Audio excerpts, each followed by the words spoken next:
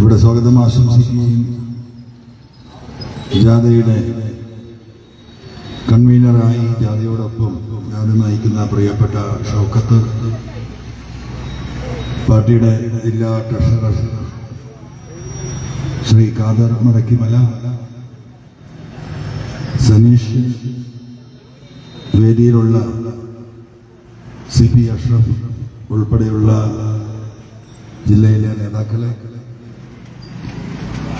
വളരെ സ്നേഹം നിറഞ്ഞ പുൽപ്പള്ളിയിലെ എൻ്റെ കാരണവന്മാരെ, നാട്ടുകാരെ, സഹോദരി സഹോദരന്മാരെ, കർഷകരെ, തൊഴിലാളികളെ, പ്രിയപ്പെട്ട യുവാക്കളെ, സുഹൃത്തുക്കളെ,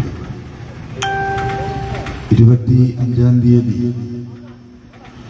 വടുവഞ്ചാലിൽ നിന്ന് ആരംഭിച്ച 3 ദിവസം നീണ്ടു നിന്ന ഓൾ ഇന്ത്യ തൃണമൂൽ കോൺഗ്രസിന്റെ വയനാട് ജില്ലാ കമ്മിറ്റിയുടെ ഒരു രാഷ്ട്രീയ വിശദീകരണ ജാഥ ഇവിടെ ഈ സായം സന്ധ്യയിൽ പുൽപ്പള്ളിയിൽ അവസാനിക്കുകയാണ്.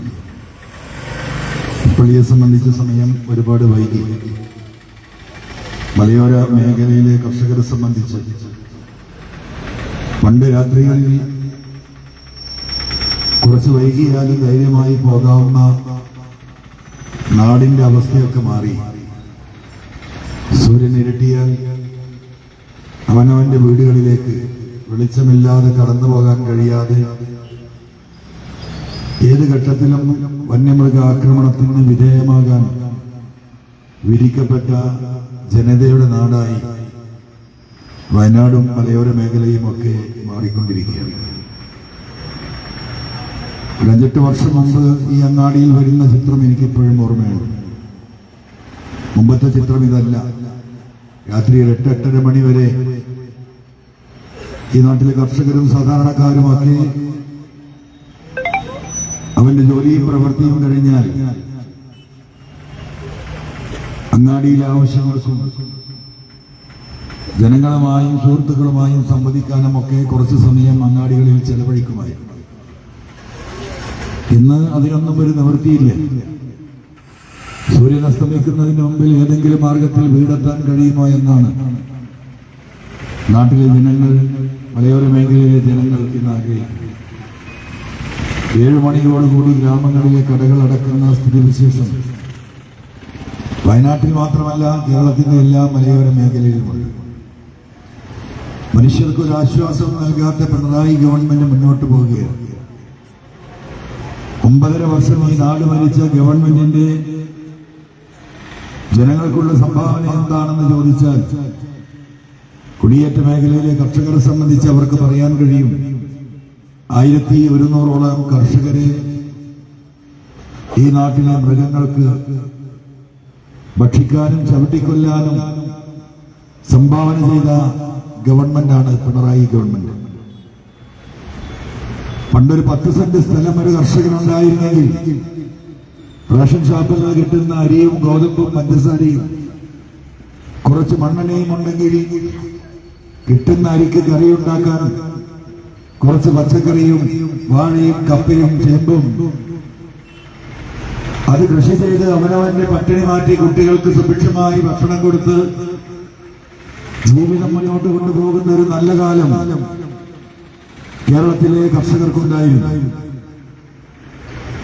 രാജ്യത്തിന്റെ കയറ്റുമതിയിൽ ഏറ്റവും കൂടുതൽ കാപ്പി ഉൾപ്പെടെയുള്ള കാര്യങ്ങൾ കയറ്റുമതി ചെയ്യുന്ന അതിസമ്പന്നമായ നഗരങ്ങൾ, ഈ ഗ്രാമങ്ങളിലെ കൊച്ചു ഗ്രാമങ്ങൾ പോലും ഒരു വിളവെടുപ്പ് കൊണ്ട് ഒരു വർഷം അവർക്ക് 1 ഏക്കറയും 2 ഏക്കറയും കാപ്പി കൃഷിയുള്ളവന് പോലും മാന്യമായി ജീവിക്കാൻ കഴിയുന്ന കാലം ഇന്ന് നമ്മുടെ സ്വപ്നങ്ങളിലും ചിന്തകളിലും മാത്രമാണ്.